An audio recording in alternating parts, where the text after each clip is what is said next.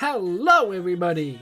Infinite Shinjo here, and welcome back to Let's Talk Anime, episode 23.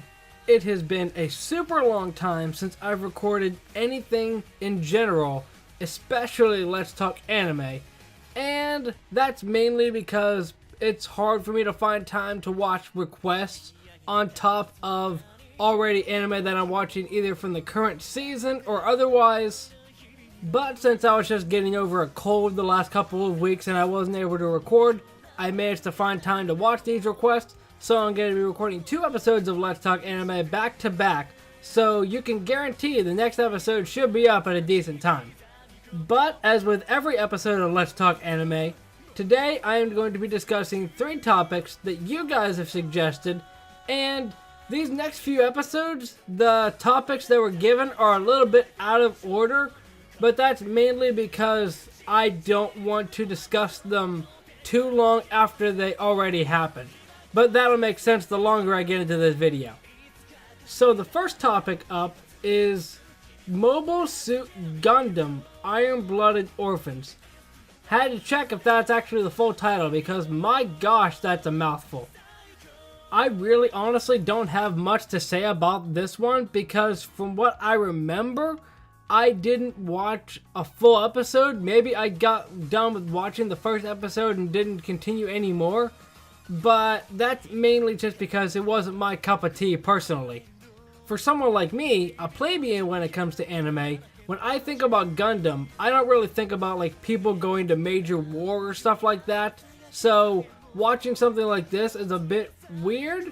But I'm sure that like Pokemon and Yu-Gi-Oh! There are different Gundam iterations where one's involving war, one's involving little kids doing this. Well, not war. But I'm sure that there's different spin-offs of Gundam, so I'm sure it's the same sort of idea. But honestly, I didn't really write down many notes for it. I did basically just write down a group go to retrieve a princess of some kind. Honestly, the plot was a bit too confusing for me personally, but from someone that's not used to the Gundam series, that is probably the biggest factor in that. The thing that I did like about it is I like the idea of other planets being colonies for humans, because I'm not sure if they mentioned it in the episode, but from what I remember, it kind of felt to me like it's some sort of post-apocalyptic world, kind of like in Girls' Last Tour. I'm not sure if they mentioned that, but I feel like they might have briefly glossed over something like that. The thing that I didn't like, and this isn't just for this show, it could be for any show in general, there are just too many characters that are introduced in the first episode for me to even remember who they are. But that's not really a criticism on the show itself, it's just that sometimes when it comes to when I'm watching something, it's a little hard for me to keep track of anime names and match them with faces. Honestly, it's the same in real life sometimes. One other good thing that I can say about it is I believe it's this series that has one of my most favorite anime songs. It's called Rage of Dust by Spy Air. I think it might be this series, maybe it's the second opening. If I could play a little clip for you, I would, but since YouTube likes to block that song to all heck and back, I can't really do that. And good luck trying to find the song yourself, because I didn't. It was hard for me to find it. But if you have heard of the song, I think it's from this series, but I'm not entirely sure. Feel free to correct me if I'm wrong.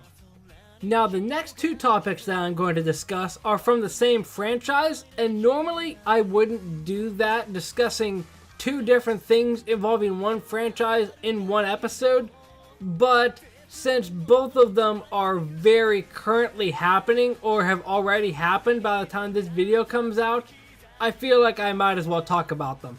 The first one is Kale and Caulifla in the dub. Of course, for people that watch the sub of Dragon Ball Super, these characters have been introduced for a while now. But for those of you who either only watch the dub or watch the dub anyway, they have just been released, and actually, the clip is from Xenoverse 2. And I believe that was what triggered me making this video, or somebody suggesting me to talk about this. But by the time that this video comes out, I believe at least Caulifla's dub voice has been in the anime. And honestly, by the time that this video comes out, Kale's dub voice might be out as well.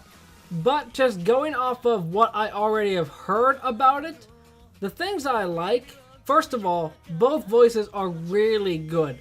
The personalities of both characters really shine through their voices. Like, I could not tell you the dub voice actress. I'm sure I'll flash something on the screen post-editing, but I believe that Caulifla's dub voice is the same as Midnight from My Hero Academia. And after hearing Caulifla's rendition, it's very appropriate for her character.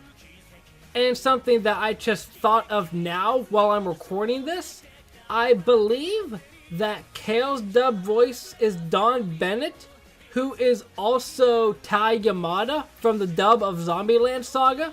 And I want to say that Dawn Bennett has also had a couple of other roles that I'm thinking of off the top of my head, but I can't picture them. But I'm just curious, because from what I've heard about Dawn's performance of Kale so far, it sounds really good. But I'm just wondering how she's going to be able to pull off Kale's transformation voice. Because needless to say, it's going to have to be different. The other thing that I wrote for a pro is the foreshadowing of their fusion in the dialogue.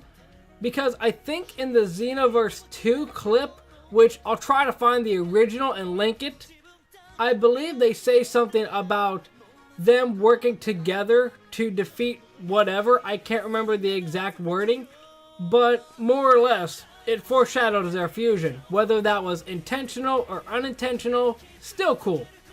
The con that I wrote is that the clip was from Xenoverse 2, and it might not be the final version of their voices, but since this is a bit outdated at this point, that is not entirely true, but it still is.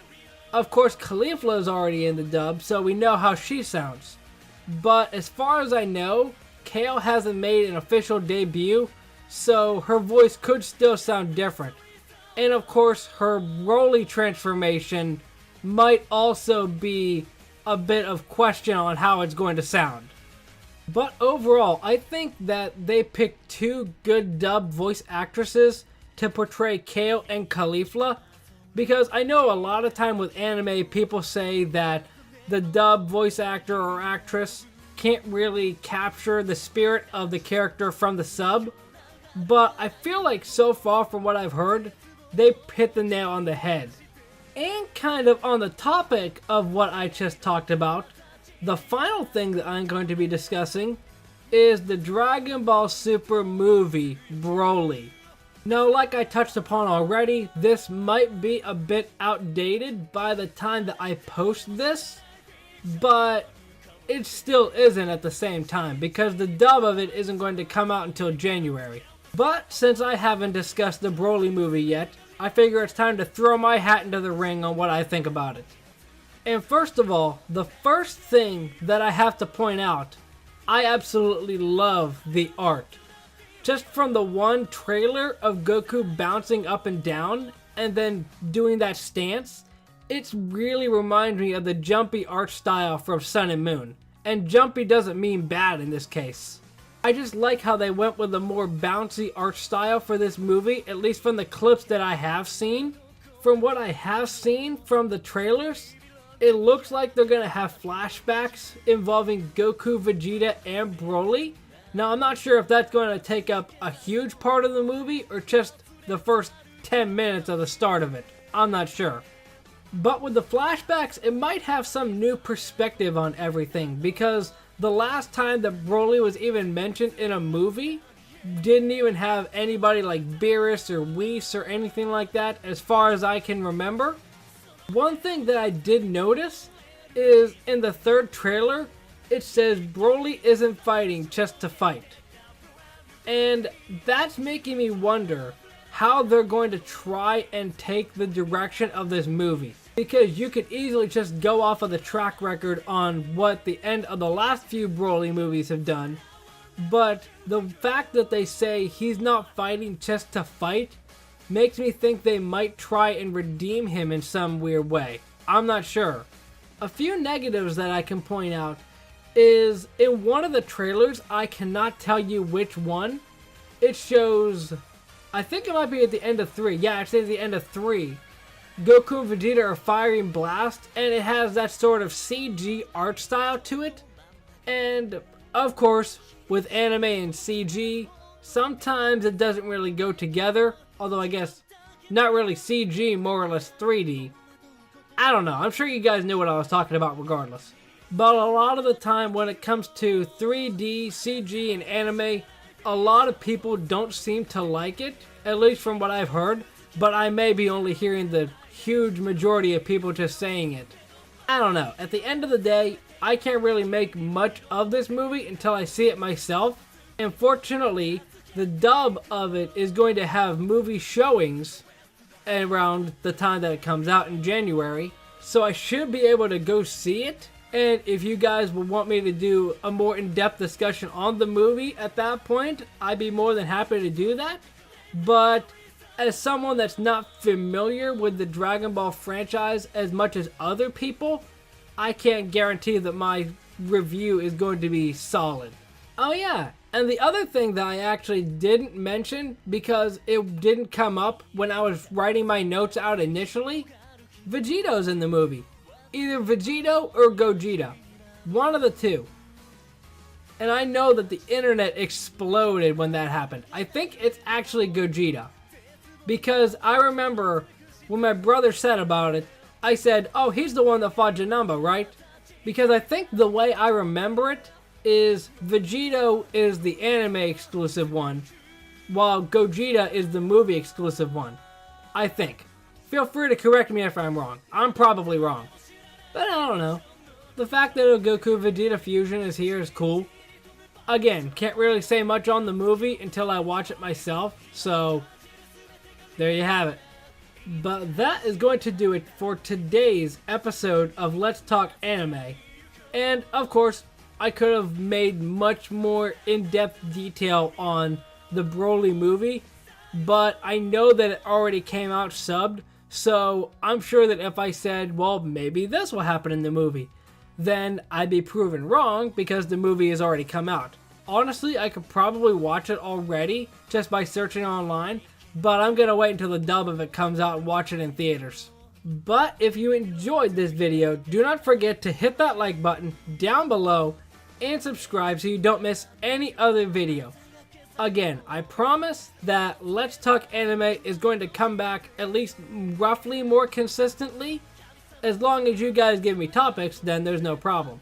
But considering another series idea that I have planned out later, I'm not really sure what I can do since that series is going to discuss every anime that I watch, and I need some topics for this series. So, I don't know. At the end of the day, I'm going to try and keep this series more consistent as long as I possibly can. And also, this is my first video that I've recorded in a long while. So if things seem a bit off with the way that I'm speaking or the way that I explain things, be gentle with me. Make sure that if you have any discussion topics for Let's Talk Anime, to leave them down in the comment section, and I will get to them hopefully sooner than I have been with Let's Talk Anime. But I will see you in the next episode, and until then, Momentai.